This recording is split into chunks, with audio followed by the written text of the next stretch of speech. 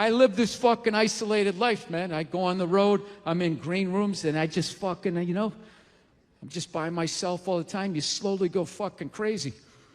I did a gig recently. I was in Ireland, and I was in the green room by myself, and I went to turn on the light. It was one of those pull switches, and it wound up around itself, looked like a little noose, and I immediately just thought, what if I just stuck my head in there and just turned the lights out, literally and figuratively.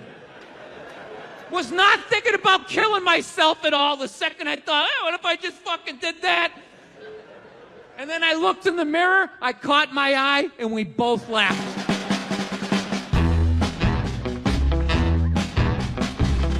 But you know one of the big things that really made me feel old was when McDonald's started making salads.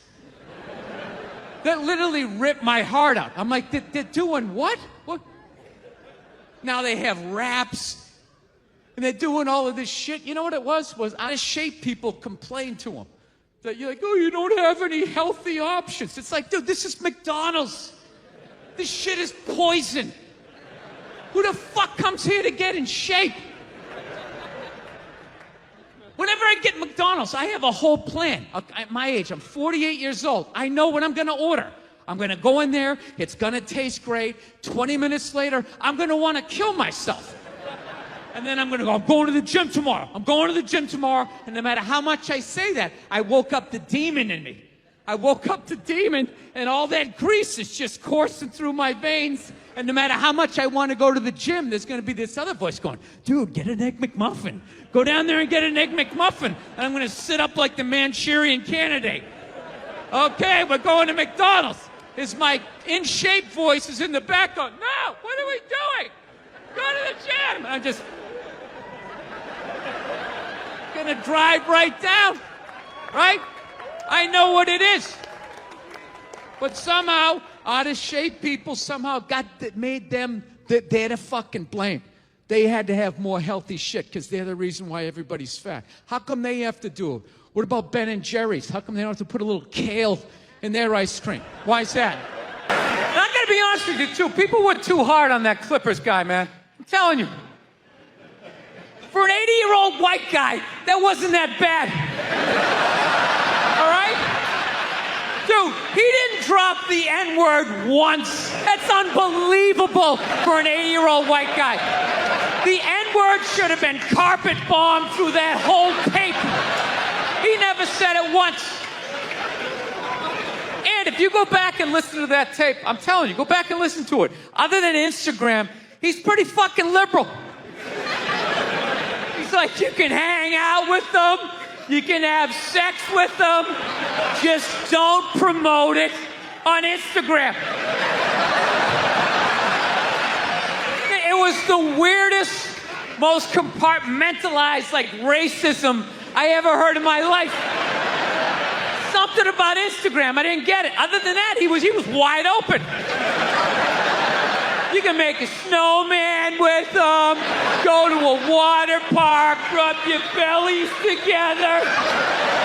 Just don't promote it on Instagram. Hey, what about Facebook? I don't give a fuck about Facebook. Keep it off of Instagram. Yeah. Dude, you understand? The guy's 80 years old. Do the math. This dude was born in 1934. That's 13 years before Jackie Robinson broke the color barrier. First 12 and a half years of this guy's life, he watched all-white baseball, and it was fine. First 12 and a half years. Up next, Whitey Willoughby. There's a line shot out to Peter Peckerwood. What a catch! Unbelievable into Chris Cracker. What a great day. What a great day for a ball game. White baseball, white players. Dude, his parents were part of the generation that finished off the genocide of the Native Americans. All right? That's who taught him his ABCs. I'm telling you, you can live too long. You could live too long. I'm telling you, you wear out your welcome.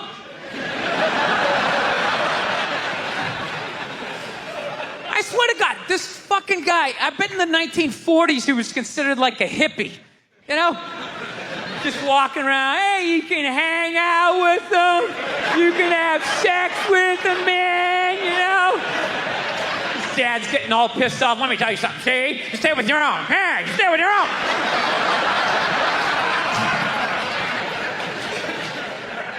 I saw a woman a couple months back, professional soccer player, right? She goes on to ESPN or one of these sports channels, and she starts bitching, going like, I don't understand, how come female athletes don't make as much as male professional athletes, right? And all of these men had to sit there and act like they didn't know what the answer was. They had to sit there like dumbfounded, like, oh, I don't know. Why is that?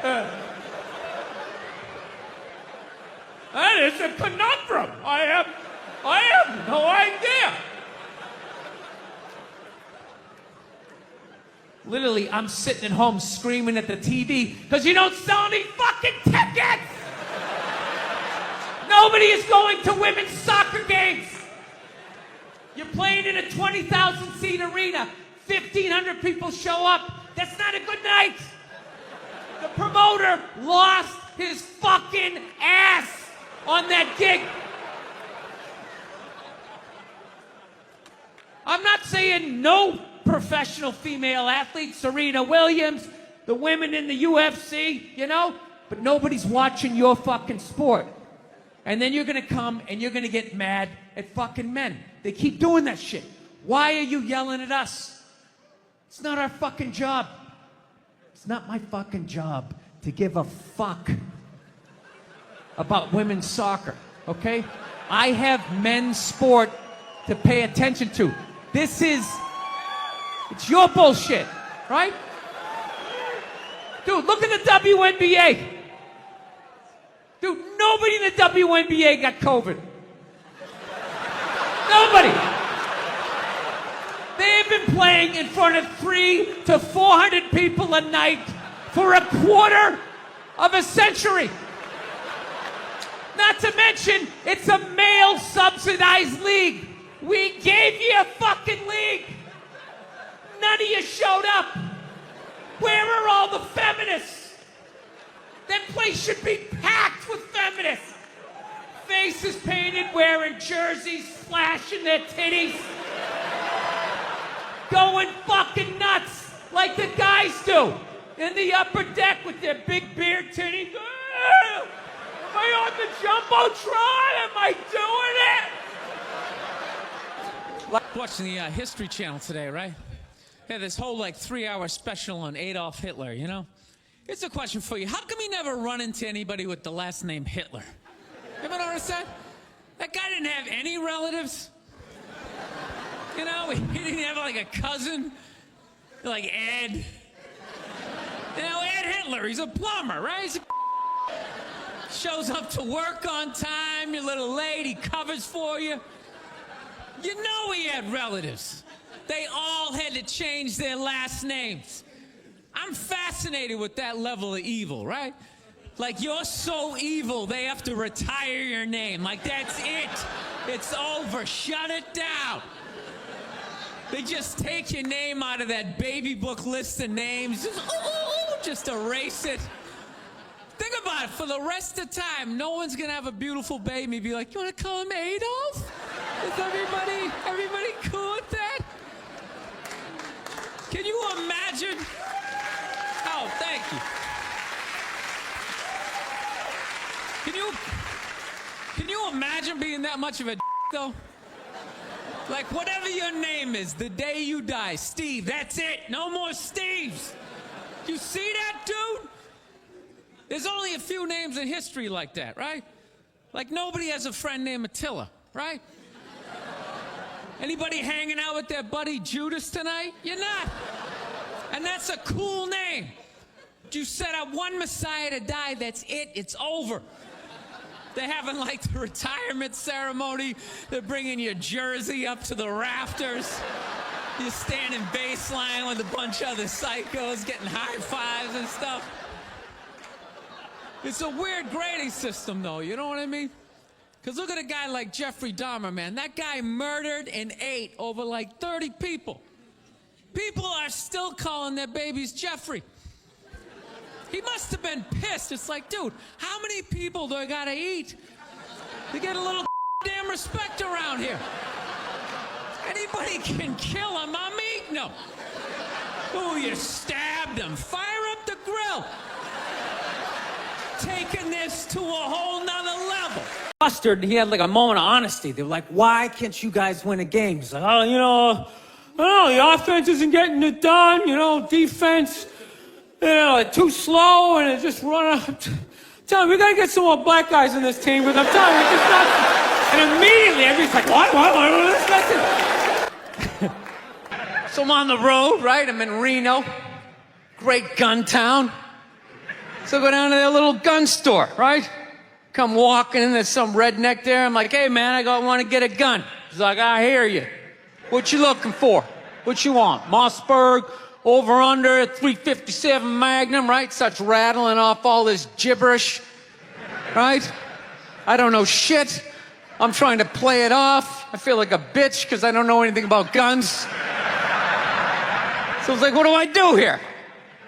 Hell, I'm going to go with honesty. I go, look, dude, I don't know anything about guns. They terrify me, but I'm worried about the zombies. All right? Dude's just like, you need a shotgun. You need a shotgun, man. It's got a good spread. It's easy to load, doesn't have a lot of working parts, got a good spread. He kept saying that. It's got a good spread. I'm like, what does that mean? He goes, well, it means you ain't got to be that accurate. It's got a good spread. Further away you are, the more shit you hit. Got a good spread. In fact, you got a problem over here, you ain't even got to look. You just turn, wow, that's it. You ain't got a problem over here anymore. Anything that was even remotely a problem ain't there anymore. Trust me. And then these people here, they saw what you just did here. You ain't got a problem here either. Feel me? 90 degrees taken care of right there. One shot. These people get smart, flip it over. Wow! That's it. It's got a good spread. Do you know why so many Caucasians need facelifts? Because we don't know about lotion. See that? Only half of you laughed. That should have been everybody. Yeah, but a lot of you were sitting there like, well, what about lotion? What is this lotion you speak of, and what is the magic therein? I'm not judging you. Not judging anybody. I didn't know anything about lotion. Never used it the first 33 years of my life. Never used it. Till one night I was going out with this black girl, right? She was getting ready, and she was just putting that shit on everywhere. Just slathering it on. I thought she had like a rash or something. I'm like, what do they got, like poison ivy? What's going on with you? She goes, no, I'm just making sure I'm not ashy. I said, ashy? She goes, dry skin. I went, wow. I guess I freaked her out a little bit because I was like, wow. She's like, well, white people get ashy too. I was like, yeah, you know, I don't think we do. Yeah, I've been alive for 33 years. No one has ever said, hey, Bill, you're looking a little ashy. I never even heard that word until you said it. She's like, you're an idiot. Stick out your arm. So I stick out my arm, and ever so gently, she just drags her nails down. This smoke starts coming up. It's like pastry flakes flying off, track marks. She's signing her name. She's like, you see that? She goes, that's ashy. You're ashy? Freaked me out. I'm like, holy shit, I'm ashy. I didn't know anything about it. All I knew was that I always got itchy in the winter. Couldn't figure it out. Always got itchy in the winter. What the fuck do I get itchy? I thought it meant the bath towel was dirty. That's what I thought. And I would change it out and put a fresh one. Now I'm gonna be okay. Take a shower, dry off, fucking itching again. God damn it, I hate the winter. See that? That's why you gotta hang out with everybody. Yeah. There's too much information in the world, and every group of people misses a little bit. White people totally missed the lotion seminar at some point in history. I don't know if it's because we can't see it. You know? Black people get ashy. It looks like they leaned up against a chalkboard or something. You know? They can see it. They miss it. Their friends help them out. Like, look at your ashy motherfucking elbow. What is wrong with you? Right? Been in a bad mood all day, man. Got in a fight with this girl the other day. You ever meet somebody within the first couple of minutes of them meeting you, they feel like they can sum you up? Just you know what your problem is? You know, you just have the urge just to take their head and just mush it into whatever they're eating, you know? You ever have crazy thoughts like that? Can you relate on any level? You never have urges? You ever drive down the street and see 30 people up on the sidewalk and you just think, right? You don't do it, you just think it. That's what separates the psychos from the functioning psychos. Yeah, psychos, they just do it. All right, that's a good idea. They get the wipers going, they make a day out of it, right? But a rational person, you think it through. You start going, man, if I just leave my hand right here, nobody knows who I am. I move it 2 degrees over here. I'm on the cover of Newsweek. I'm instantly famous. Right here, no one knows me. Hey, Bill, you want to go to the cookout? Maybe you could bring that potato salad you brought last year. It was such a big hit. One of the most horrific scenes we've seen in years. Bodies just strewn about. You know, Amy's gonna be there. She's still asking for you. You should ask her out. No indication he even tried to stop. Seriously, you're getting older. Put your hands on the dashboard. Put them on the dashboard. You have those? All right.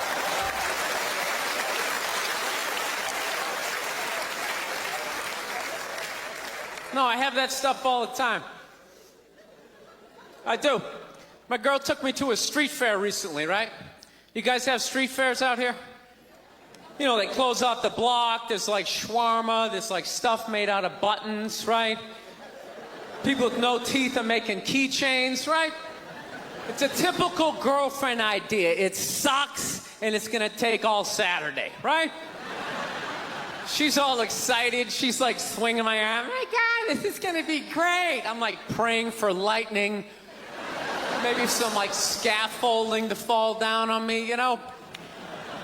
No, we show up, right? The first thing she sees is this big table and nothing but homemade jewelry, right? Homemade jewelry. It's got twigs, macaroni in it. It's a table of crap. It's crap. The whole thing is crap. But she loves it. She's like, oh my God, look at these earrings. Do you like these? Do you think these are nice? I just want to be like, no. If they were nice, they'd be in a store, all right? There'd be a roof, some sort of structure would be built around this. This is crap. This is just a table of crap. The guy's even wearing shoes. That's a good indication that this is crap. But I didn't want to ruin a day, so I'm like, yeah, go ahead, check it out.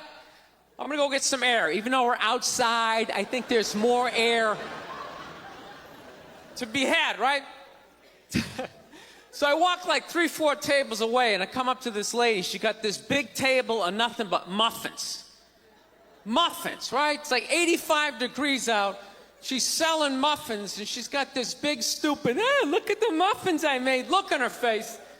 And the second I saw that part of my brain was just dude, what would happen if you just walked up and just said, hey, lady, these your muffins? Oh, yeah? And I just started going, blam, blam, blam, blam, blam, blam, blam.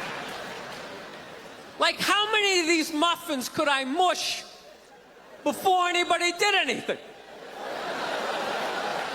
I mean, realistically, I think I could have got the whole table. Because even if you saw me doing that, it would take at least 5 to 6 seconds to process. Like, did they say he could do that?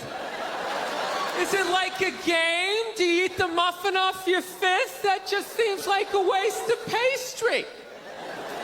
You know, there's no security at a street fair. There's no bouncer staying there. He's mushing the muffins. Okay, I'm on it. Sir, we're going to have to ask you to leave. And he just choked me out. So I just started thinking of the horrified look on this lady's face as I started slamming these muffins. And out of nowhere, I just started laughing like a maniac. Oh yeah, I'm like slumped over this fried dough cart. I'm dying. My girl looks at me. She's like, what the hell are you laughing at? And like an idiot, I actually tried to explain this screwed up thought to her. I swear to God, I'm just sitting there like, I was just thinking, what if I started punching the muffins? You know what I mean? I just started punching them. She's just looking at me like, why do I go out with you? Dude, but I swear to God, if I never broke eye contact the second I started hitting those muffins, that lady, she wouldn't even been able to call for help. I would have been in her head. She'd be like, did I go to high school with this guy? Why would you do that? Muffins are a happy food. I don't understand this. No, I gotta learn to let stuff go. I do, I got issues. I do. My neighbor got her dog fixed. Got this dog neutered, brand new dog, puppy. Got the thing neutered, and I'm like, what the hell did you do that for? She's like, well, you know, if I didn't do that, he was gonna hook up with another dog, then they're gonna make more dogs, and what are we gonna do with all these dogs? It's like, why don't you just let them go? They're animals, they'll be fine. I think that's what every city needs, just a nice pack of wild dogs just running down the street. It'd help with the obesity problem. Just chase people to the cars after they eat some big meal, you know? Just a nice pack of Rottweiler just running down the street. Listen, I'm out of time. You guys were awesome. Thank you so much. Have a good night. Thank you. I want to get a gun. I do. I really do. I never had that feeling before till I moved out to Los Angeles. This city just messes with your mind, you know? It's overpopulated.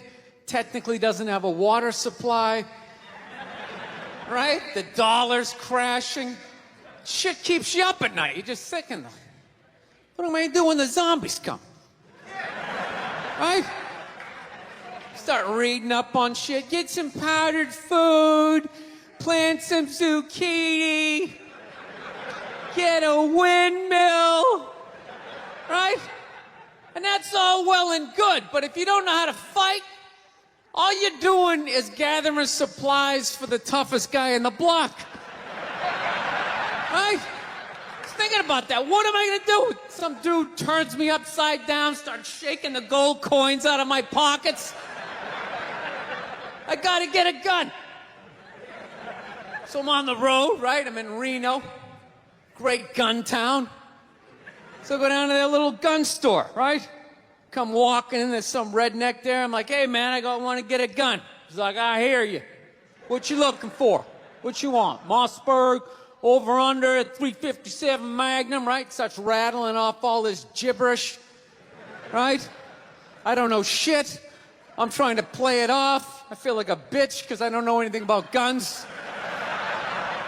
So I was like, what do I do here? Hell, I'm going to go with honesty. I go, look, dude, I don't know anything about guns. They terrify me, but I'm worried about the zombies. All right? Dude's just like, you need a shotgun. You need a shotgun, man. It's got a good spread. It's easy to load, doesn't have a lot of working parts, got a good spread. He kept saying that. It's got a good spread. I'm like, what does that mean? He goes, well, it means you ain't got to be that accurate. It's got a good spread. Further away you are, the more shit you hit. Got a good spread. In fact, you got a problem over here, you ain't even got to look. You just turn, wow, that's it. You ain't got a problem over here anymore. Anything that was even remotely a problem ain't there anymore. Trust me. And then these people here, they saw what you just did here. You ain't got a problem here either. Feel me? 90 degrees taken care of right there. One shot. These people get smart, flip it over. Wow, that's it. It's got a good spread. So I'm like laughing my ass off. I'm like, dude, look, I just want to shoot the guy. I don't have to do a bunch of drywall work, you know? Reframe my diploma, get my parakeet another friend, you know? I just want to shoot the guy. So I'm like, you know, how about one of these pistols? So he does like that classic, like that redneck trailing off thing, like, you want a pistol? Go ahead, get a pistol. What do I know? I've just been here 20 years. Get a shiny one, right? So I was like, dude, what's wrong with getting a pistol? He goes, I'll tell you what, buddy. Because life ain't a movie. You feel me? I'm like, no. Can you please stop speaking in these backwoods riddles? Can you just say what you're saying? I told you I don't know shit about guns. Come on, do me a solid here. He goes, well, look, you ever watch a movie? Guy go, blah, blah, blah. He kills 3 people. Real life, man, you miss. You miss all the fucking time. You miss enough times, man, you're empty. You might as well just be standing there with a big stapler in your hand. Then what you gonna do? I was like, well, fuck it, let's get the shotgun. So he's all ready to box the thing up, and then I'm like, wait a minute. I live with my girl, I can't just show up with a shotgun.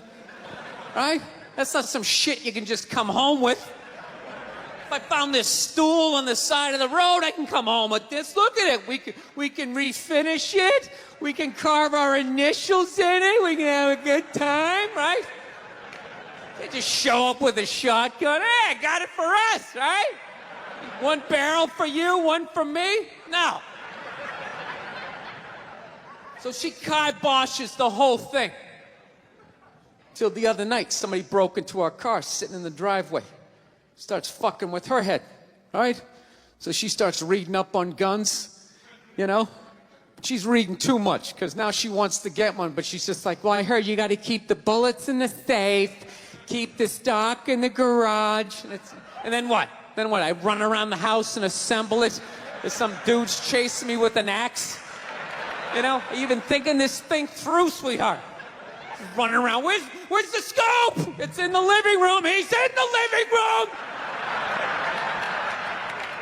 No, we're getting this thing. I want that fucking thing loaded right on the bedroom wall. Right there. I'll put that thing on my jam sleeves. Just like that. There's no other point.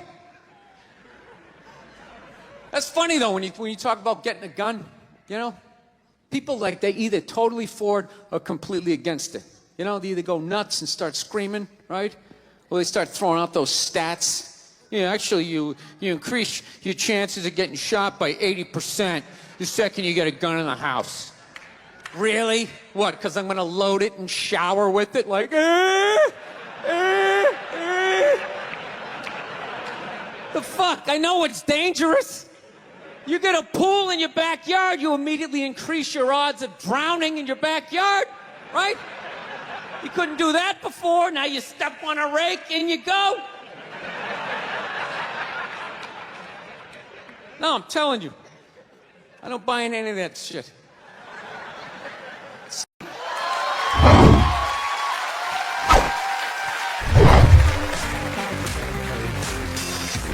All right, thank you. Thank you very much.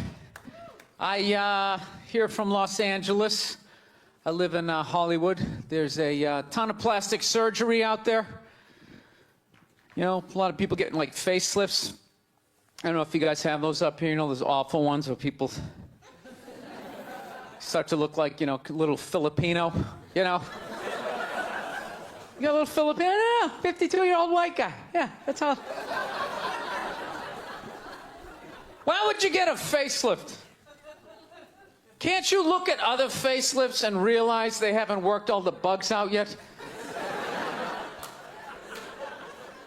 People, if you're thinking about getting a facelift, just do yourself a favor. Just wait it out.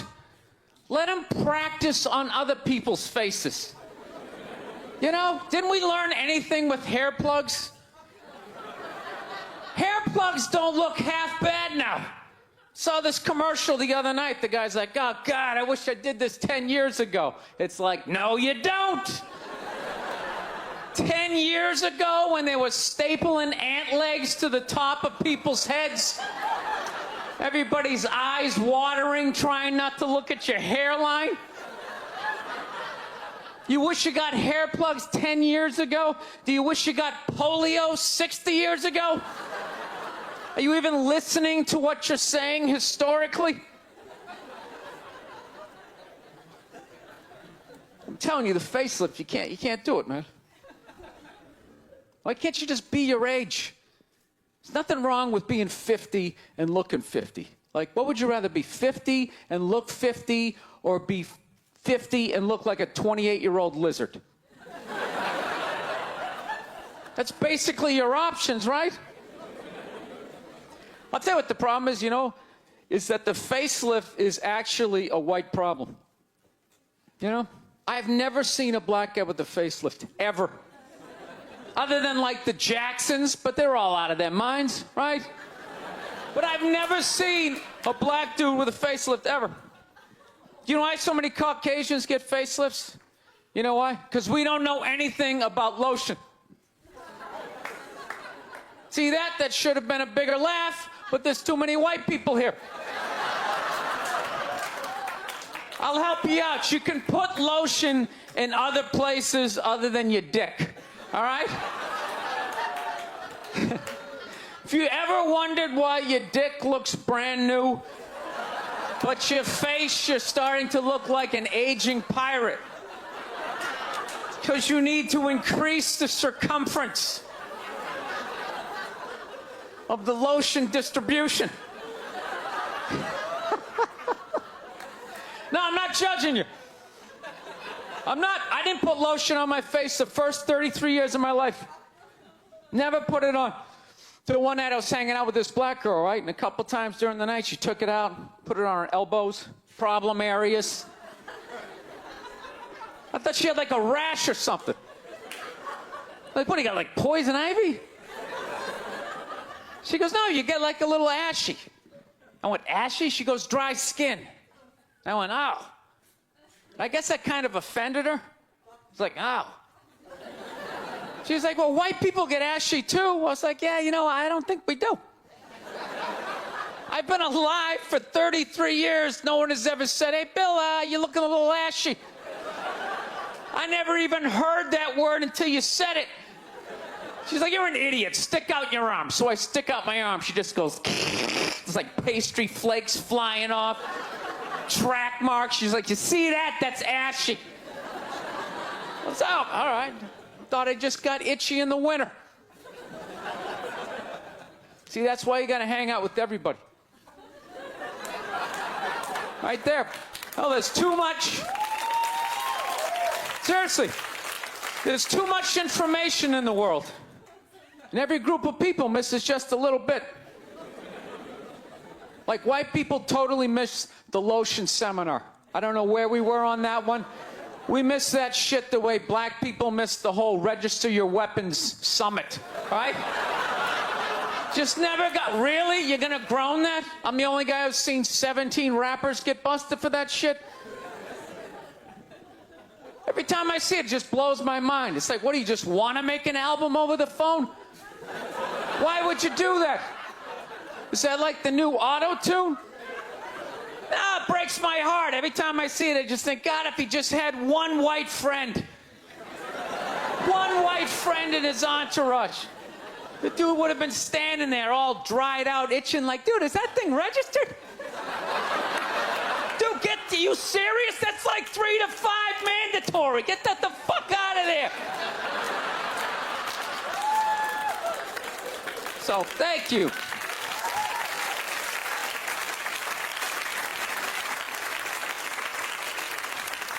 So Schwarzenegger just got busted down on the States, yeah? That poor bastard, huh? Jesus Christ, another great man. Another great man brought down by another gold-digging whore. No? You don't think so? You don't think that was a great man? Really?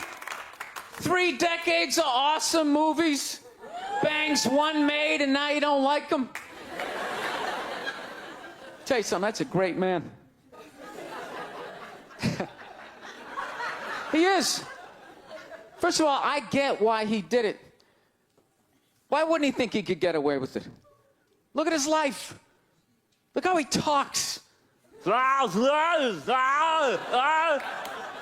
guy should be unloading trucks in Transylvania. That should have been the height of his success. But because he's a great man, he had the balls to move to America and became famous for lifting weights. I lift weights, no one gives a shit. He stands there, people can't get enough of it. That should have been the height of his success. He says, fuck that, I'm gonna be an actor, despite the fact no one can understand me. Becomes one of the biggest actors of all time.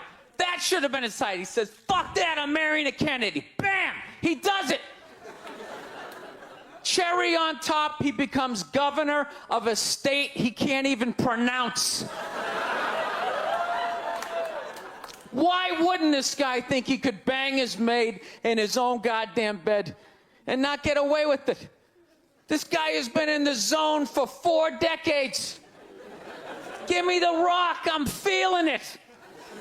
I had a hit movie with a midget. This is a layup. I don't even need a condom.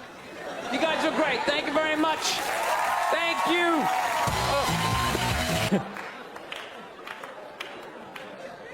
Actually, I got a couple of friends of African persuasion, and I got to get rid of them, man. I got to admit to you.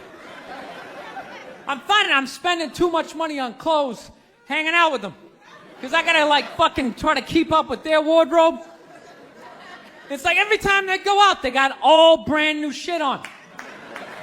All brand new shit. So when I show up with my white version of brand new, which is, I basically, I ironed the shit, right? I ironed it, right? It's new. They just start trashing me. I can't keep up with them, man. They got like fucking 58 pairs of sneakers. Ever notice that shit? Like every color fucking Timberland? And I don't give a shit what fucked up color their shirt is. They got a pair of shoes to match it and a hat. It's like a rule or something. They're the worst. Even when you wear some new shit, there's like some sort of rule that you gotta like space out the amount of time within which like that you wear it. Because God forbid you wear the same shirt within a 10-day period, one of them's gonna notice. All of a sudden just look at you funny like, this motherfucker's got the same shit he had on last Tuesday. And then the whole car's like, oh shit! Then everybody just starts making fun of your fucking clothes. First they do the math, like what was that, 5 days ago? 5 days? This motherfucker got 5 shirts! He got 5 shirts! And they start breaking it down. Yo, his first shirt be saying Monday, next shirt be saying Tuesday. Yo, on the weekend, he ain't be wearing no shirts.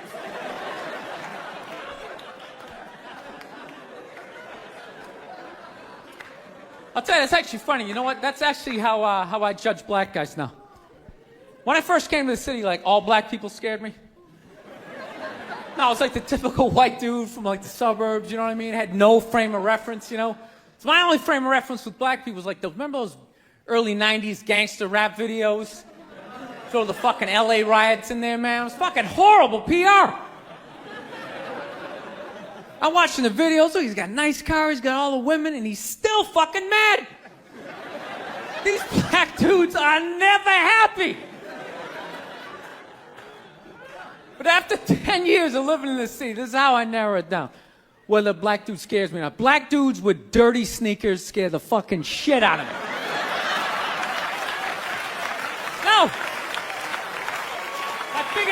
head, because I know from hanging out with them, that's the last shit that they're gonna let go, the immediate shit that they have on. So I think, you know, if his sneakers are fucked up, that means his life is fucked up.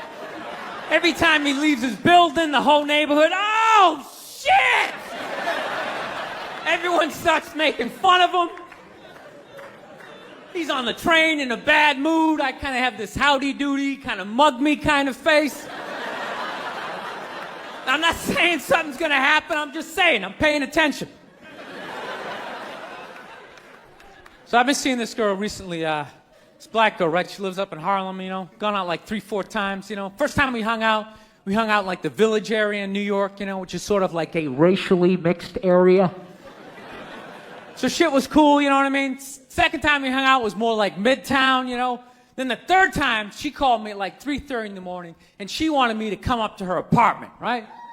So it's 3:30 in the morning, she lives in Harlem, I look how I look, so it's a fucking situation.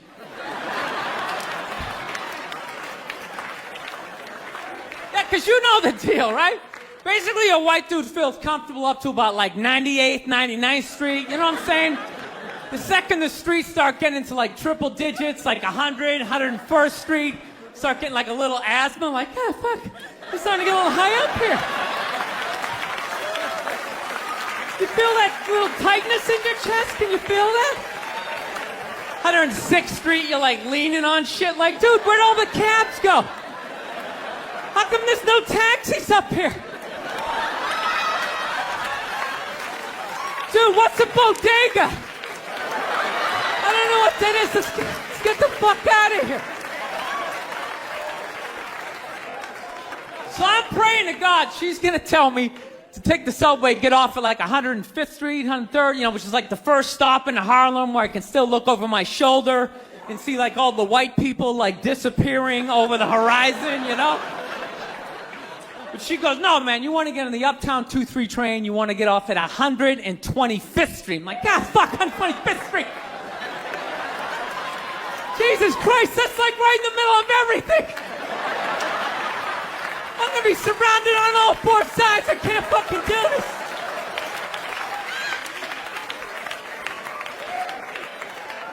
So, at this point, I'm really trying to hide like the bitchy tone that's starting to creep into my voice, you know?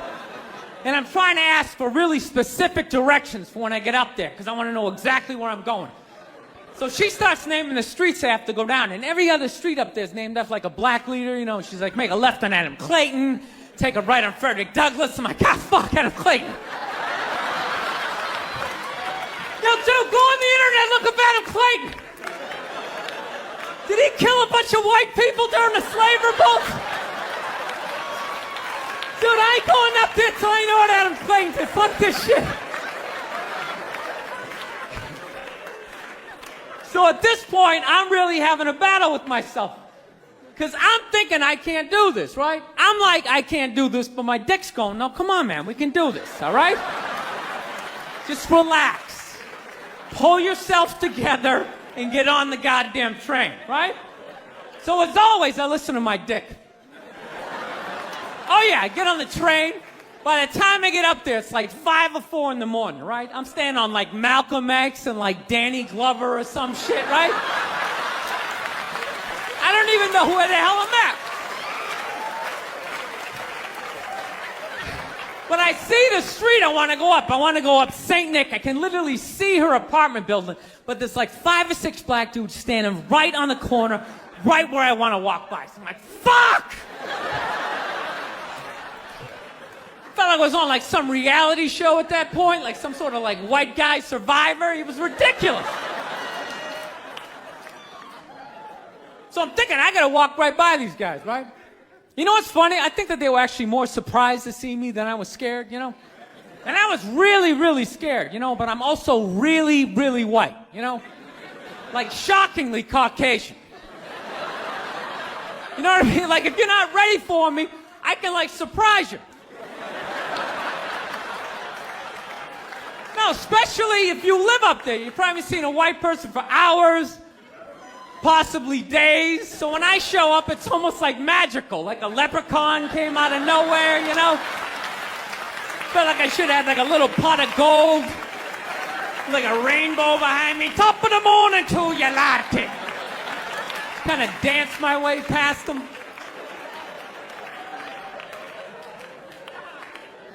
But it's been going all right, you know? Once I get in her apartment, I'm fine, you know? I relax, sit down, you know, watch a hip-hop countdown. Pretend like I know the groups, you know what I mean?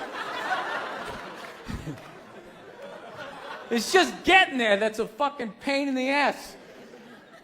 But, you know, I don't get mad at it, because I figure, you know, black dudes got to go through the same shit, though, right? When you go out to the suburbs, go fuck a white girl, right? Just that same awful feeling of just leaving your people behind, you know, just less and less of you as you're fucking driving out there.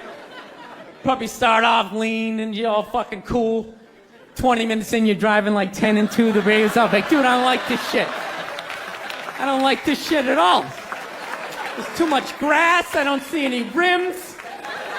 This is fucked up. None of the windows are tinted. I can clearly see white people in every car. This is fucked up. Listen, you guys were awesome. Thank you so much for coming out. I don't know what it is. I don't know what the fuck is going on.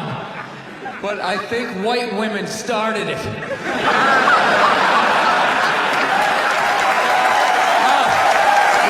worst.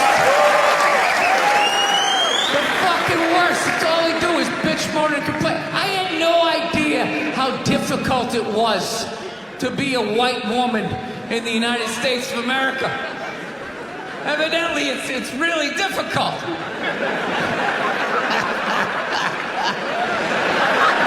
Yeah, they're always bitching. Do you have any idea what it's like to be me?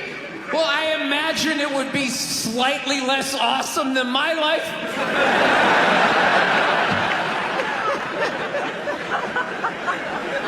What happened to you today, sweetheart? Huh? Did they not chill your rosé? You know? Was the trolley not running down at the mall? What happened?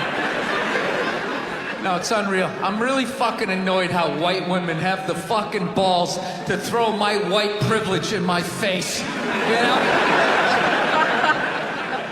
Try to separate themselves from these white males with their white male privilege. It's like, bitch, you're sitting in the jacuzzi with me. The fuck are you talking about? Yeah, but you're fucking whining. You know what? You're full of shit.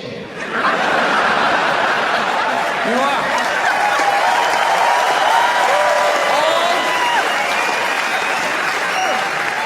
Feminists are full of shit, because I'm going to tell you right now, someday there's going to be the first woman president, all right?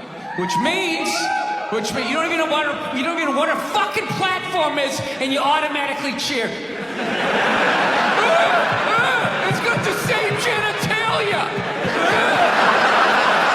Fucking, I'm telling you, they're not smart people. Feminists, they're not as smart as they're coming off. I'm telling you. Someday, there's gonna be... By the way, this is gonna be my last show ever, by the time this fucking thing comes out. Someday, there's gonna be the first female president, which means there's gonna be the first male first lady. Right? And you wait, you fucking wait. The first time that dude opens his mouth about some political shit, you watch all these feminists throwing me, you shut the fuck up! You shut the fuck up! It is her time now! It is her time! She was elected, not you! Go pick out some plates, bitch! You are the first lady!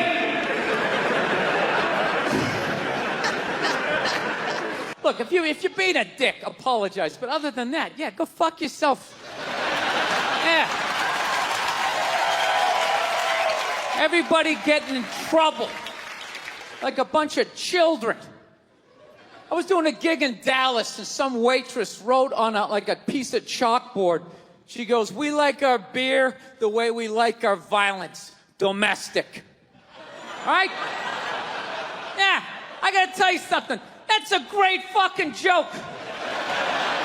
There is zero fat on that. You need every word of that joke. You take one word out, it doesn't work. It's a perfect joke. So whatever, nobody gives a shit. One person comes in, they don't like it. They ask the manager to take it down. He's just like, hey, you know, that's our sense of humor here. You know, have a beer, go fuck yourself. That's what we're doing.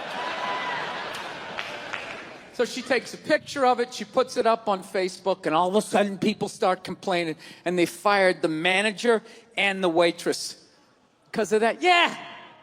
Like, I don't understand. Like, what do they think's gonna happen if somebody reads that joke? Like, you're some guy who would never hit a woman, you know?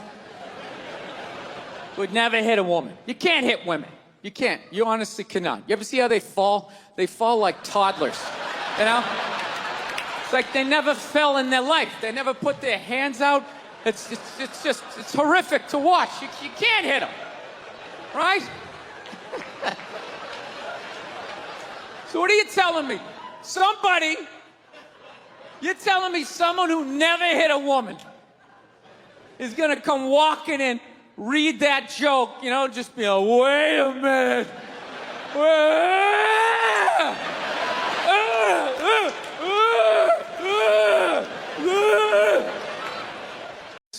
One time she was watching this show, it was like a poor excuse for The View, and they started talking about domestic violence, right? For the 9 millionth time this year, they're talking about domestic violence, just in case, you know, you didn't get the memo, you know?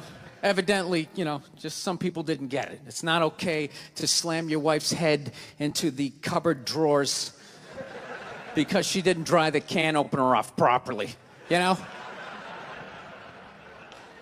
It's gonna fucking rust, right? How do you not know not to do that shit? Do they really have to keep talking about it? Who it's like wife beaters watching? Oh, fuck, ah! Now I get it. Upset daisy, sweetheart. Here we go. There you go. Oh. So at the end of the hour, they come to the logical conclusion. They're like, there is no reason to hit a woman. There is no reason to hit a woman. And I was just like, really? I could give you like 17 right off the top of my head. You could wake me from a drunken stupor, I could still give you like 9. Dude, there's plenty of reasons to hit a woman. You just don't do it. But to sit there and suggest that there's no reason. Dude, the level of ego behind that statement. What are you, levitating above the rest of us? You're never annoying? Women, how many times have you thought about slapping your fucking guy in the head this week? There you go. Every day. You didn't do it, right? Oh, dude, it drives me nuts. There's no reason. There's no reason. Really? No reason? How about this? You marry a girl, you fall in love, you buy her a house. You go to work every day, paying off the house. You come home one day, she's banging the next door neighbor, hands you divorce papers. You got to move out, sleep on a futon, and still pay for that house that she's going to stay in. No reason. I'm not saying you should do it, but there's plenty of fucking reasons in that arc of a story. No, that's the thing. Really is. That's the thing. I hate that saying there's no reason. Obviously, I'm not saying to hit a woman, you know? But saying there's no reason, I think that's crazy. When you say there's no reason, that kills any sort of examination as to how two people ended up at that place. If you say there's no reason, whew, you cut out the build-up, you're just left with the act. How are you going to solve it if you don't figure it out? Look how awkward it is in here right now. I said you shouldn't hit a woman. I'm just saying, how come you can't ask questions? You can only ask questions about what the guy did. You can never ask about the woman. Why is that? Why is that? What is that? What does answer him right mean? What does that mean? Are you the idiot who got up halfway through the special during the bit and you're like walking around like I'm not fucking taping a special here? What's wrong with you? What's wrong with you? Fucking had to ignore all of that, and now you're gonna like yell out? And not only that, yell something that makes no fucking sense whatsoever? Answer him! Answer him! Every fucking special I do, there's always one. Always right down the fucking middle. Talking about hitting women, sweetheart. And I think you just added another reason. Jesus fucking Christ. You love this. I'm not even in a relationship with her, and she's fucking nagging me.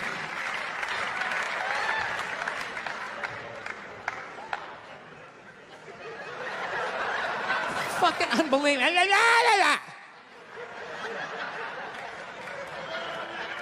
Look, I understand hitting a woman's a bad thing, okay? Well, how come you can't fucking ask questions? I just don't understand. Like, if I get bit by a rattlesnake, wouldn't you guys have some questions?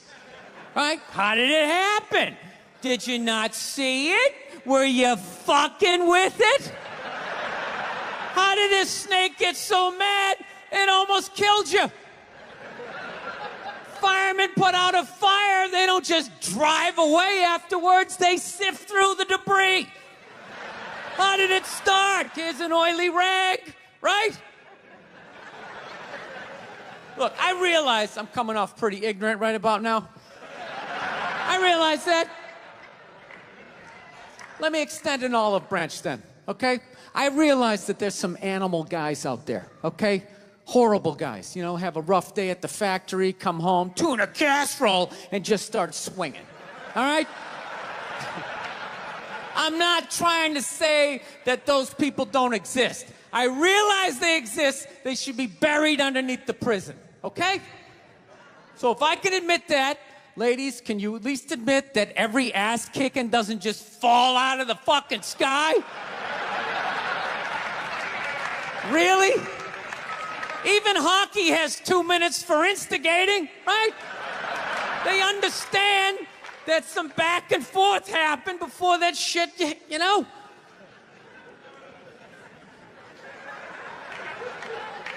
You know what it is? It's every case is handled like that Rihanna one, where they just say, the guy's a piece of shit, fuck this guy, blah, blah, blah, send him to jail, and then they never ask anything about that. You know, I'm not saying he should have done it, but I'm just saying. Just saying, dude, in your heart of hearts, what do you think was going down before that happened? You think she was just sitting there going, oh my God, Baskin Robbins, you want to get some ice cream? And he fucking,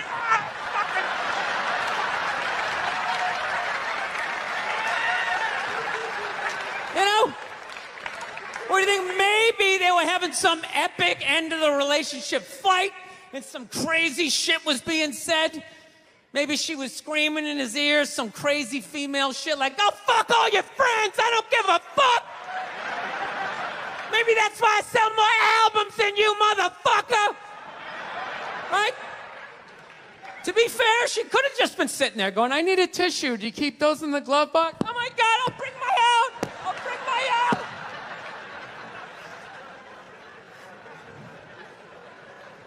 Now, fuck that, because you know what it is? They never address how women argue, which I think is a core of a lot of that shit.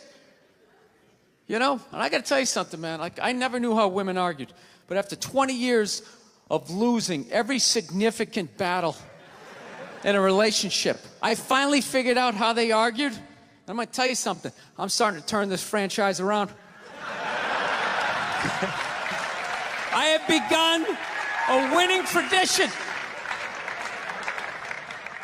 This is how they argue, as far as I can tell. All right? If they're right, they argue the point. And they stay on point and make sure you stay on point until you're down on your knees, apologizing, begging for forgiveness. All right? No problem with that. Totally respect it. But here's the thing. If they're wrong, they go rogue. They go off-road. They start thinking of shit you're sensitive about. Maybe you don't get along with your dad. And in their head, they just start concocting this evil statement. Totally designed, this desperate Hail Mary attempt to make you so fucking mad, you just call him a cunt. That's what it is. And cunt trumps all the bullshit they did to start the argument. Now it's not about that. Well, that's no reason to call me a cunt. And then that's it. You're in this room now, right? And they won't hook up with you for a couple of days. Who cares? Who cares? You rub one out. Rub one out like a man. It's a champagne of victory.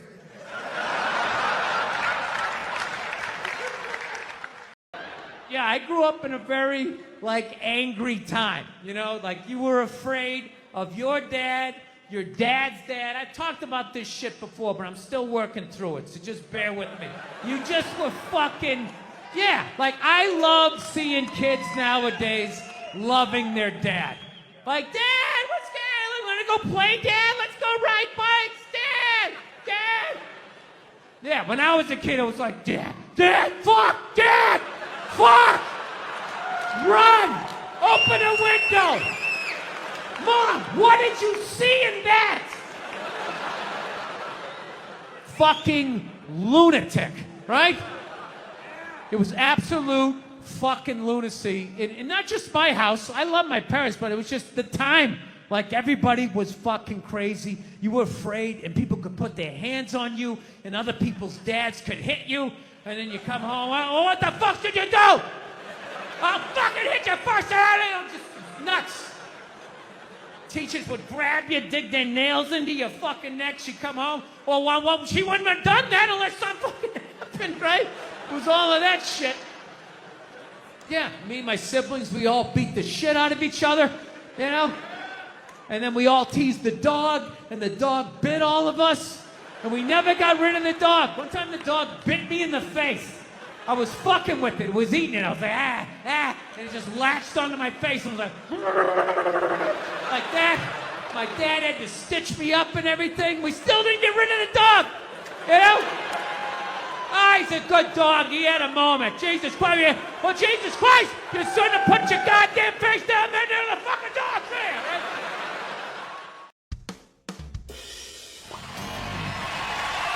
Right? Thank you. Thank you very much. How are you? Please be seated. Good evening. Thank you. Welcome. Welcome to this lovely theater here in downtown Montreal. It's unbelievable. Can't understand you. Female voice does not travel well. I don't know what it is. Up close or in a whisper can make your dick hard, but beyond 10 feet, it just sounds like a couple of birds fighting over a French fry or something, you know?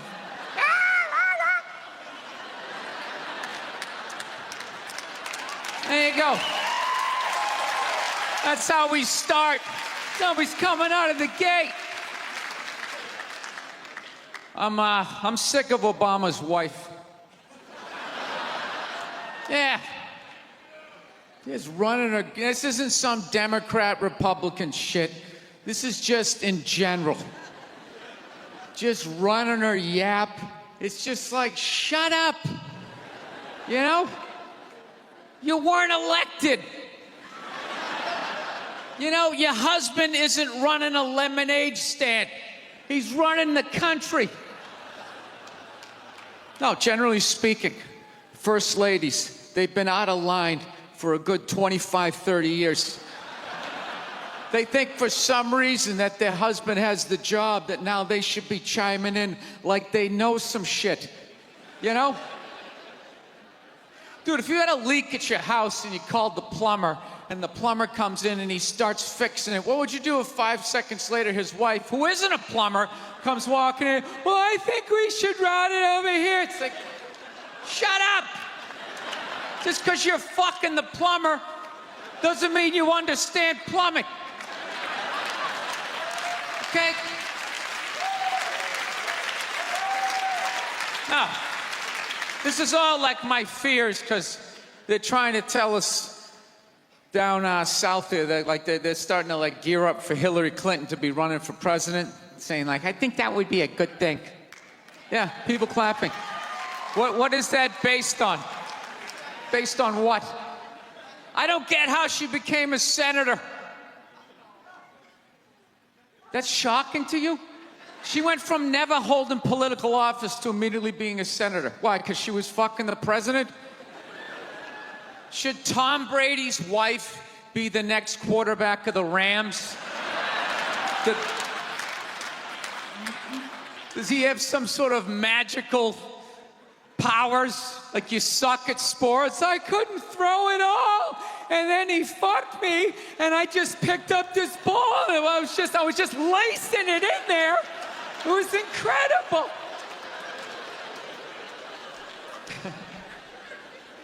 Dude, it all started with Nancy Reagan. That's where it first went off the rails, you know? She came out with her little bird body, you know, just her big head. Just came walking out, say no to drugs, and people off your heroin, say no to that. She just walked back. Hillary had her stupid health care plan. Obama's wife's running a yap on 60 Minutes, you know? I gotta give it up to the Bushes. They had their women in line. They did. Barbara never said shit. She smiled every once in a while. She threw something in there. George W.'s wife, I don't even know her name. Stu was in office for 8 years. I don't even know her fucking name. What's it, like Beth or Paige or something like that? He had her on lockdown. Going out there tonight, I'm giving a speech. And when I say something and they laugh, you're gonna nod. You're gonna smile, and you're gonna nod that head.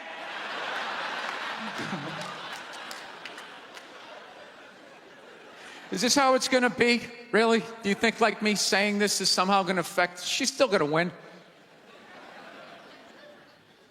Listen, let me ask you this question. Do you think that a woman being president is gonna affect anything? Do you? Oh, do you? What are they gonna do? What are they gonna do? What the fuck is she gonna do? Do you know what the president makes? The president makes $400 grand a year. That's it.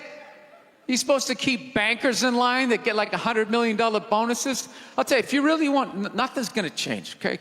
Black, white, dick, or clam. It doesn't make a bit of difference. Nothing is gonna change until somebody's got the balls to start a group, go over the wall of one of these gated communities, and you start slitting some throats. And not just random throats, the right throats. You gotta climb up a tree, be up there with your scope, knowing that in 11 fucking minutes your life is gonna end, right?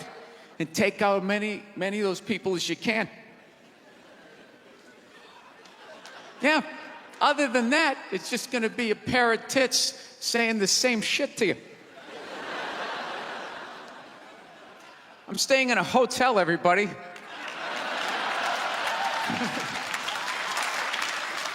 I like staying in hotels. They make me feel comfortable. I feel safe in a hotel. You know, you got the lobby. There's always somebody down there in case an axe murderer comes in. That's the first person that's gonna get killed. You can hear their screaming when you're up in your room. Gives you a chance to plan. Barricade the door, you know, turn on the shower, hide in between the mattresses, right? Little misdirection. Back in the day, I used to stay in motels. I hated staying in motels. Could never feel safe. You were lying in a bed 2 feet from a door that just opened up out into a parking lot. Anybody in the world could just come walking up, kick the door open, you motherfucker, just drag you out of the bed. And you're just lying in that bed, so not ready to have a fight to the death. Sitting there half naked, like nodding off. Meanwhile, there's some guy on the other side of the door with a chainsaw, like. You're lying there like, it's kind of early to be trimming the hedges. And when that dude comes through that door, you lie to yourself as a man that if something like that happened, dude, I'd just jump up, grab a lamp, let's fucking do this. You know what the reality is? Most people, the best you could do is maybe make a weird noise. Just be like, and that would be it. That would be it. That dude just come in. The last thing you'd see is just ceiling carpet, ceiling carpet, ceiling carpet, ceiling carpet, ceiling carpet. Looking upside down back at your own body, right? I will say this. What I do enjoy about this theater is nobody has told me it's haunted. Anytime you go into a theater, they always give you the history. It was built 1948. It was a tribute to Rocket Richard. Everybody chipped in, blah, blah, blah, blah, blah, blah. And we have a ghost. His name is Michael. I immediately lose all respect for anybody over the age of 8 that still believes in ghosts. It's like, really? You still believe in specters and goblins? What is the end game of being a ghost? I don't get it. You can go anywhere you want to go in the world. You're just gonna stay in a basement for the rest of your life? Just waiting for once every 6 months somebody comes down to check the boiler and you get to be like, "Mwah, da." Why wouldn't you go somewhere? Dude, I'd fly right to Washington, D.C., fly right into the CIA building, just start sitting in on meetings like, these guys are out of their fucking minds. Fly to the Super Bowl, go right into the huddle. I always wondered what they talked about. South, man, I had a real weird experience last time I came down here. I was in Nashville, right? Sort of an awkward social situation, right? I'm sitting at this bar. There's this white dude sitting like 2 stools away. I don't know him. He doesn't know me. And that Terrell Owens story was in like sports news. So I try to make conversation. I'm like, man, look at this guy. This guy just signed a $40 million contract. He's already bitching, man. How much money do you need to make? And the dude looks at me. He's like, you know what I say? And then he looked over his shoulder, which I now know is the telltale sign that the N-word is coming. And it's coming hard. Oh yeah, it's not gonna be pronounced with the A, it's gonna be with the R, and he hit the R, he like stuck the landing. There was like a dismount, Klan members high-fiving in the background, like doing the wave. Just out of nowhere, so now immediately I'm looking over my shoulder like, dude, what the hell are you doing? You know what I mean? I'm waiting for like this hail of black fists to come raining down on top of me. I hate when people do stuff like that. That dude made me part of like a potential ass kicking that I had nothing to do with. You don't do shit like that. He just had that word, hot potato, just threw it in my lap. Trying to pass it down to the next white dude. I hate when people do that, man. You know, it's like, dude, feel me out first. Ask some questions. Do you like to fish? Have you ever fucked your sister, right? I start rattling off answers, then you go old school. You give me a pamphlet, you tell me about your militia. Don't just dive into it. That dude was one of the angriest people I ever met. I should have known that word was coming, because he was just watching Terrell, right? And anytime I would bring up, look at man, that guy's talking trash, he would just like flip out. He won't shut up! You know, those people get like so mad they're not even looking at you. Their eyes are up. You just shut up and play the game! You know what's funny? I don't even like Terrell, but now I love the guy. Because every time I see him talking trash, I know this idiot in Nashville is just losing his mind, like kicking over his kitchen TV. Shut the fuck up!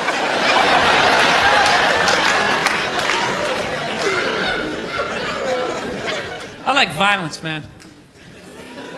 I am. Not like when it happens to me or if I see it live. I like watching it on TV, you know?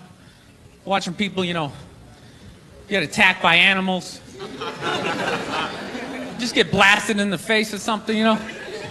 Like, I'm a huge sports fan. You know, my favorite, like, moment of, like, the last year was in sports? That Detroit Piston, Indiana Pacer, bench clearing brawl. Wasn't that great? That was one of the greatest things I've ever seen. I was so confused when I watched ESPN that day. They were like, that was absolutely disgraceful. Basketball fans, they just must be... I'm sitting there looking like, I'm a basketball fan. I loved it. I thoroughly enjoyed watching out-of-shape civilians get the shit kicked out of them by professional athletes. It was fascinating. And I think as sports fans, we kind of had it coming, right? Because how many times you go into a game, right? You got a little too drunk, you started screaming at some dude on the field who could clearly kick the shit out of you, right? If you saw him in the parking lot, you'd be like, hey, can you sign my stamp collection? I think you're awesome. You get in the game, you're all drunk, you're like, you suck, buddy! You're a piece of shit! And they're always calling him up, come on up here! No, come on up here! Well, they came up there. They did, and they kicked the shit out of everybody. It was great. It was like a cartoon. You're like beating up whole rows of people at once, like... I loved every second. I love how Ron Artest punched the wrong guy. Wasn't that great? He taught that dude a valuable lesson in life. When shit goes down, you don't just stand there like you're watching a movie like, wow, it's coming right at me. Must be in 3D or something. That was a 5'6", 110-pound white dude had an angry 6'10" black dude running right at him. That had to have been in his top 3 nightmares all time. Right behind getting his dick cut off and being lit on fire. And he just stood there. He's like trying to explain himself. Well, I still have the liquid in my cup, so there's no way I could have... It's an idiot. We realized that, I don't know, we always fight about the television, so I'm like, well, what about documentaries? Why don't we just tape something we both like? We both love documentaries. They're fun, right? You watch them, you learn something, you repeat it at a party, people think you read. So I tape, you know, first one I tape is on Elvis Presley. So I sit down and I'm watching this documentary as a white dude. Which is what I am. I'm looking out my white head, watching this white shit. It's coming back into my white eyes, getting whiter by the fucking second. Right? Now my wife, on the other hand, she's black, right? So she starts watching this shit as a black person, right? And she's seeing all the racism, obviously, that I'm seeing, but she was catching all this subtle shit that I was too white to see, but I knew I was missing it, because I just kept hearing her huffing and puffing, just sitting next to me being like, and I'm just sitting there like, okay, somebody did something. I don't know what just happened, but I don't think that was good. So right when I didn't think it could get any worse, it could get any more uncomfortable between the two of us, this fucking white dude comes on who evidently discovered Elvis. And he's like 190 years old, and he comes out, starts talking. He's just like, well, basically, I was looking for a white boy that could take the down and dirty, nasty blues and combine it with the pristine, angelic sounds of bluegrass. Yeah, that's what he was doing. He was subtly putting black shit down here while he was propping up the white shit. You know, the down and dirty, daddy not sticking around, drug-infested neighborhood blues with the Jesus as white as me, hair the color of the sun, angelic bluegrass playing music, right? So at this point, my wife has like fucking steam coming out of her ears. So I make a judgment call. I just fucking shut it off. Right? And she looks at me, she's like, why did you shut that off? Why did you shut it off? I was like, because you're about 3 minutes away from yelling at me like I produced this music.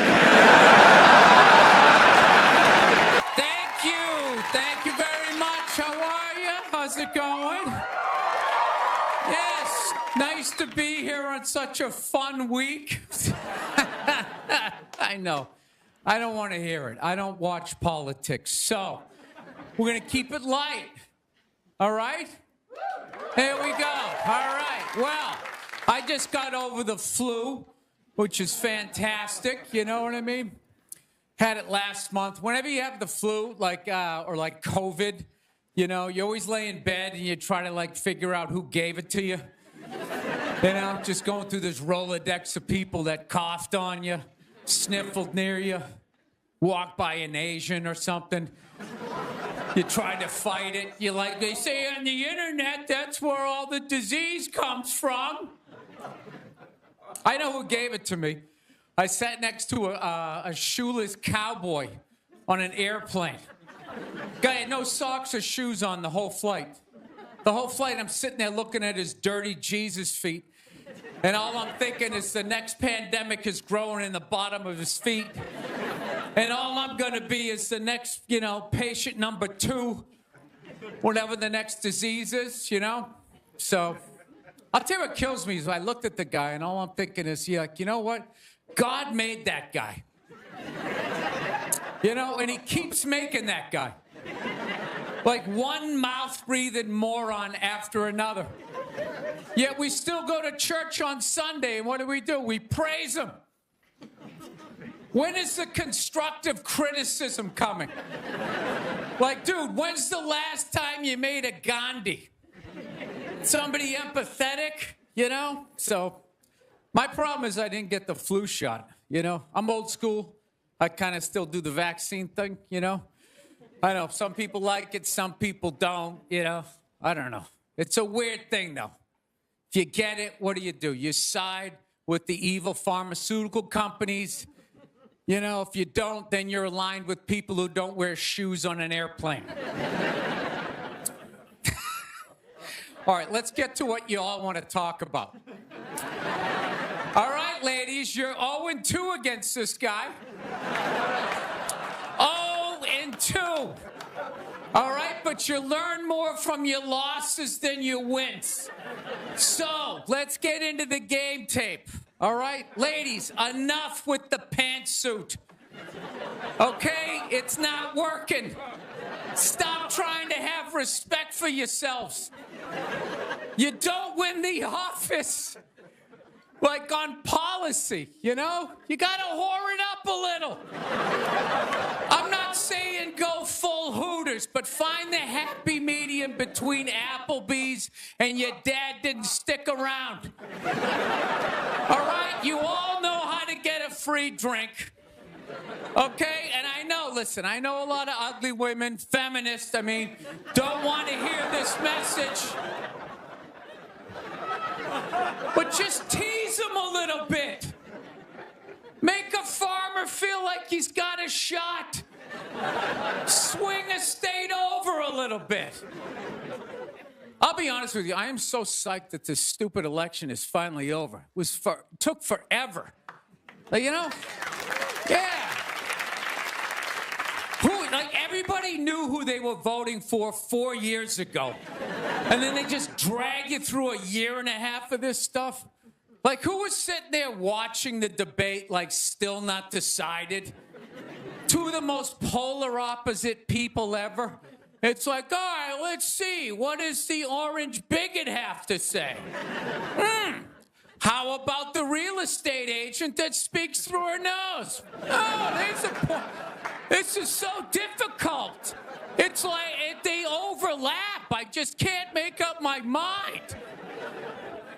I'll be honest with you. I can't believe Trump didn't win this thing like 4 months ago. You know? I know that's weird for younger people to hear, but like when I was a kid, if you were running for president and you got shot and you didn't die, that was the end of the election. There was nothing you could say. Right? Everybody would just be like, this guy's the man. He is the king. I don't know. I'll be honest with you. I think the number one reason, like, Trump survived is all those herky-jerky movements that he does. You just can't, like, nail the guy down. I gotta be honest, the guy is a lunatic. I mean, he literally got shot and immediately jumped back up and started yelling in the direction the bullets were coming from, unarmed. That's not a sane human being. I would have been on the ground crying in the fetal position, like, all right, give me the truck. I don't want this job anymore. Just tell her she won. Tell her she won. But Trump's got all those weird, coming out.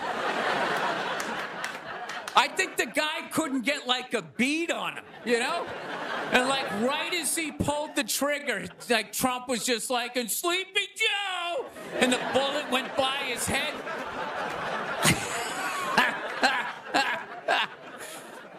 My favorite part of the campaign, though, was when Trump went to McDonald's.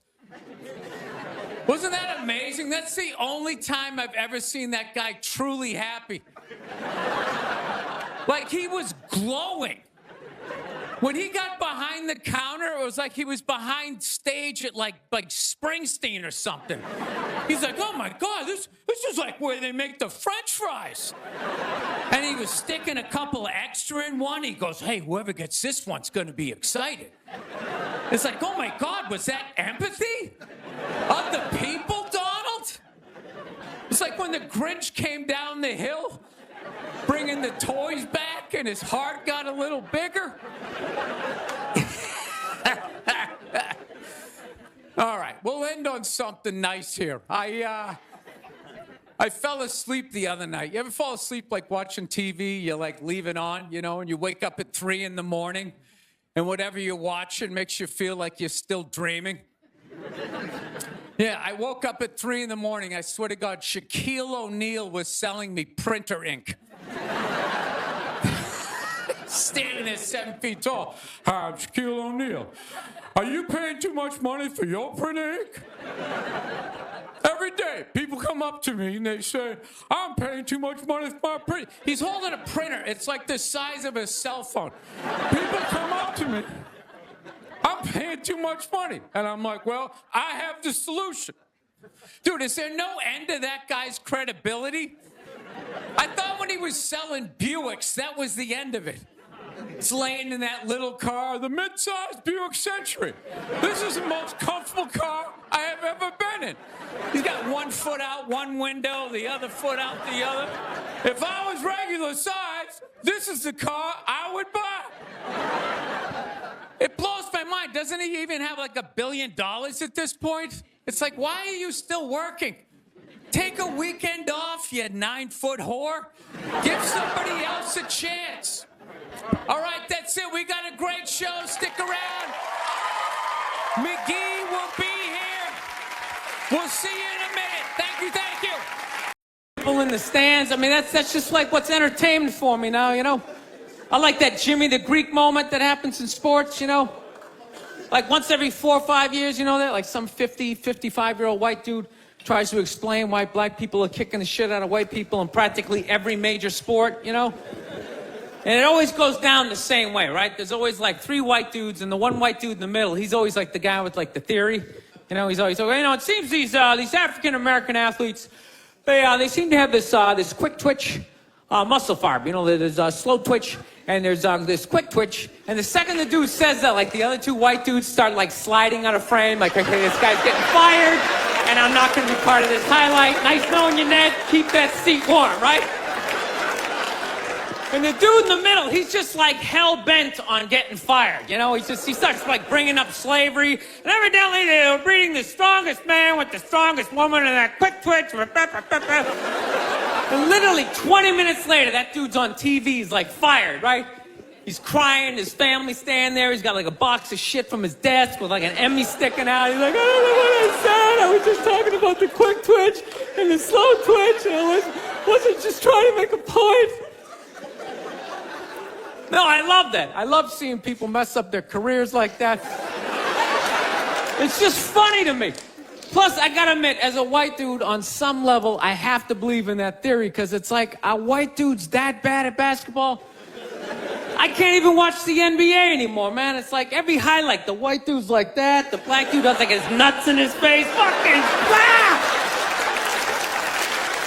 I'm just sitting at home like, for the love of God, tackle the guy. Jesus Christ, get out of the way. Do you ever get tired of those two nuts flying over your head? You know you're going to be on Sports Center. Just get out of the way. Dude, I'm telling you, there's got to be something to that theory. I saw this show one time on runaway slaves. It was one of the most amazing programs I've ever seen in my life. Dude, when you ran away as a slave, you just didn't run to the end of the driveway and be like, fuck that job. Just start walking down the street. Dude, you had to like run through whole states. There's dogs chasing you, you're hurdling shit, you're swimming. Those were the first fucking triathletes. And there was nobody helping them out. There was no dude on the side of the road like, come on, man, 2 more states, you're in Ohio. Suck it up, you're looking good, looking good. Yeah, dude, you were on your own. Is it any wonder? 250, 300 years of that shit, and then I'm gonna D you up in gym class? It ain't happening. I come from hundreds of years of alcoholics. I got like half a liver, you know what I mean? It's just...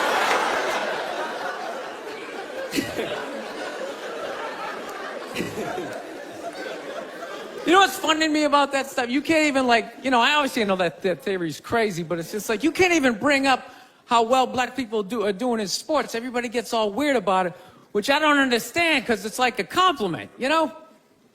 Like, feel how weird it is right now. You know, I just brought that shit up all of a sudden. I'm saying something good, right? I saw a coach get in trouble for that shit. Like, his team was like 0-6 or something. They just couldn't win, and every week the press was just getting on him more and more and more, right? And the dude, he was just like flustered, and he had like a moment of honesty. They were like, why can't you guys win a game? He's like, oh, you know, the offense isn't getting it done, you know, defense, you know, too slow, and it just run out. Tell him, we gotta get some more black guys on this team, because I'm telling you, it's just not... And immediately, everybody's like, what? Everyone started freaking out like they had no idea what this dude was talking about. It's like, are you watching Sports Center?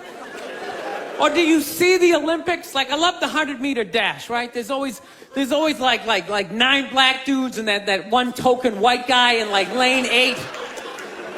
I'm just sitting there going, come on, man, one time. Just one time, just win the bronze, just do what you gotta do.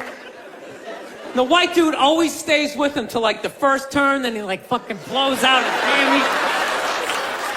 Those other 8 black dudes are like... Where's that white dude the next Olympics? He's like up in the broadcast booth, his career's over. He's like a commentator. Yeah, it's gonna be a great race. Still can't feel my fucking toes, but I'm telling you. No, I don't get it. It's like a compliment. We're saying you're fast. That's a good thing, right? People start all freaking out. Oh, you're acting like that's all we can do. You're saying we can't be scientists. No, we're not. All we're saying is if there was a race to the microscopes, you fuckers would win. We're just saying that you're fast. You get there first. Your lab coat would be flapping in the wind. I'd get there like 3 minutes later, all cramped up. Are you looking at bacteria? No, you go first. You just go first. Jesus Christ. It was a Volvo. The guy ran by a Volvo in street shoes. I've never seen that before in my life. No, I get into those arguments all the time. All the time. Friends of mine will be like, well, how come anytime a black athlete does something, they say it's an athletic move. Anytime a white athlete does it, they say it's an intelligent move. And it's like, well, fair enough, man. It just depends on what you're doing. You know what I mean? It's like, you know, if you read a defense, white or black, that's an intelligent move, right? But if you take off from the foul line, jump over 9 other dudes and throw the shit down, those other 9 guys aren't standing there like, fuck, why didn't I think of that shit? Here I am dribbling around, guys. That's some superhero shit. She had like a cape flapping in the wind with a big S on your chest.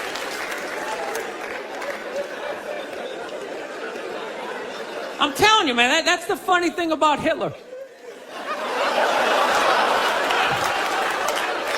Just let me finish. Let me work my way through this idea. No, that's my favorite sports clip is that Jesse Owens shit. I just love it because their whole angle was fucked up. He made Hitler leave in like the third quarter, right? He's putting down his number one finger, just fucking walking out of the stadium. Jesus Christ. Their whole thing was like, we are going to create a superior race. It's like, dude, I think we accidentally already did that. You know, we send a select group of people to the gym every day for a couple hundred years. It's paying dividends. They're fucking dunking on us every day. Dude, how quiet was that limo ride home with Hitler? You know what I'm saying? You know he was talking crazy shit when they were on the way there. They were all amped up. We are going to dominate, Sieg Heil, just going off. That whole ride home, they're just sitting there all quiet. You're sitting next to an even angrier than usual Adolf Hitler, trying to make some sort of small talk, like, it is one nice day, isn't it? You know, nice food. I'm not saying these people are right, and I'm not saying that I'm right. I know I'm a fucking moron, you know? But that Duck Dynasty guy, I know what he said was wrong, but I don't get the shock. He said that homophobic stuff, and people are like, can you believe? Can you believe it? Yeah, I totally can believe it. If I was in Vegas, I would have put 90% of my shit on that he was going to say it.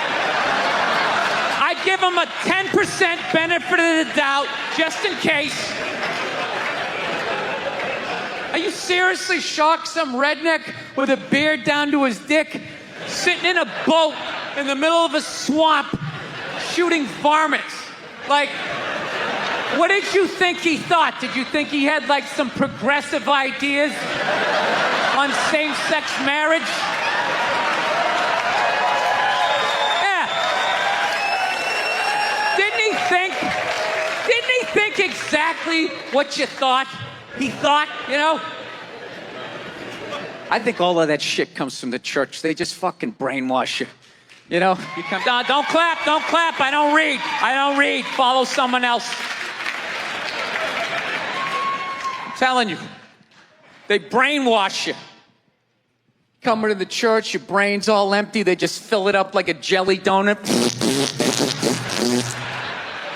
brainwash you. Say what we say when we say it. Say it again, then you can go home to your toys. All right, I'll say it. I'll say it again. Now can I go home to my toys? Right? And you repeat everything they say. The good, the bad, and the fucking horrific. They stick a star in your forehead. You're a big boy. The big people like me. You get on with your life. Thank you so much. Thank you. I am so excited to be here. I've been doing stand-up forever, and this has always been a lifelong dream of mine to come here and host Saturday Night Live. So thank you so much for coming out.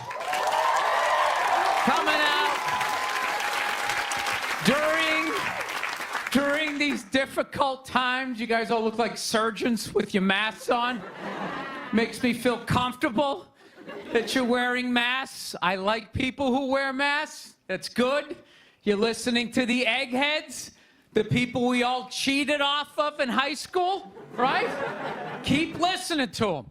And then if you don't wear a mask, that doesn't bug me either, right? Take out your grandparents. You know? Take out your weak cousin with the asthma. I don't care. It's your decision. There's too many people. It's a dream come true. If you're that dumb and you want to kill your own family members, by all means do it. Stops you from reproducing. It's literally a dream come true. And speaking of dreams come true, Did you see Rick Moranis got sucker punched on the Upper West Side? New York is back, baby! New York is back! Yes! We lost our edge there for a minute. City started looking like a giant Bed Bath & Beyond, and then BAM! Oh, Ricky took one in the chops. It had to happen. That's what happens when you stick an M&M store in Times Square. All right? The universe has to balance itself. Get the peep shows back in Times Square. Old people can walk safely 40 blocks away. I don't know. I'll probably get canceled for doing that joke, you know? How stupid is that cancel thing? They're literally running out of people to cancel. They're going after dead people now. They're trying to cancel John Wayne. It's like, yeah, dude, God did that 40 years ago. They're all up in arms. They're like, did you hear what he said in that interview in Playboy in 1970? Can you believe that? It's like, yeah. He was born in 1907. That's what these people sounded like. You never talked to your grandparents and brought up the wrong subject? And all of a sudden it went off the rails. Like, oh, Grandma. Just keep making the cookies. Yeah, you don't bring up race or religion with your grandparents. You keep it simple. Anyway, I don't know. I guess my grandparents are older. I don't know. Plowing ahead. Plowing ahead. Let's talk white women here, shall we? Let's talk white women. White women, you're amazing your accomplishments over the last few years. I got to tell you, the way white women somehow hijacked the woke movement, generals around the world should be analyzing this. Just to refresh your memory, the woke movement was supposed to be about people of color not getting opportunities, the at-bats that they deserved, finally making that happen. And it was about that for about 8 seconds.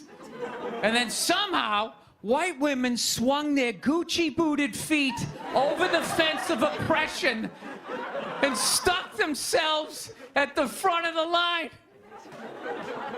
I don't know how they did it. I've never heard so much complaining in my life from white women. My life is so hard with my SUV and my heated seats. You have no idea what it's like to be me. Trashing white guys. The nerve. Where's the camera? The nerve of you white women. Listen, I don't want to speak ill of my bitches here, okay? I know, but let's go back in history here, okay? You guys stood by us toxic white males through centuries of our crimes against humanity. You rolled around in the blood money, and occasionally when you wanted to sneak off and hook up with the black dude, if you got caught, you said it wasn't consensual. Yeah, that's what you did. That's what you did. So why don't you shut up, sit down next to me, and take your talking to?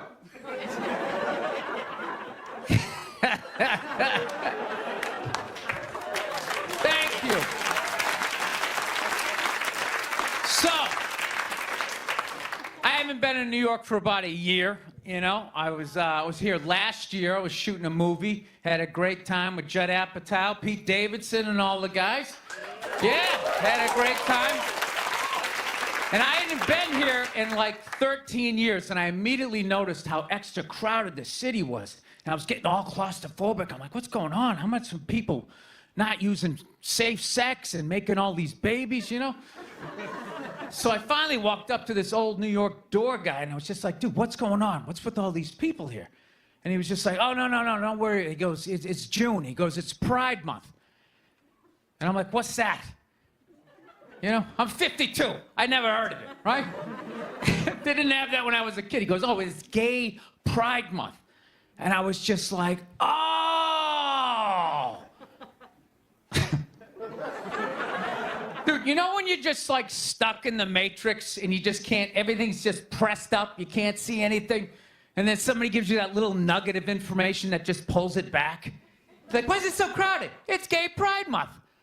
Ah, tank tops. 0% body fat. 2 guys kissing. Rainbow flags. Ah! I didn't know that. That's what I learned. The month of June is Gay Pride Month. That's a little long, don't you think? For a group of people that were never enslaved. How did they get all of June? Dude, black people were actually enslaved. They get February. They get 28 days of overcast weather. Sun goes down at 4 in the afternoon. Everybody's shivering. Nobody wants to go on the parade. Look, yeah. How about you hook them up with July? These are equator people. Give them the sun for 31 days. There's gay black people, they could celebrate from June 1st, June 31st, 61 days of celebrating. All right, that's all my time. We got a great show for you guys, everybody. Cheers!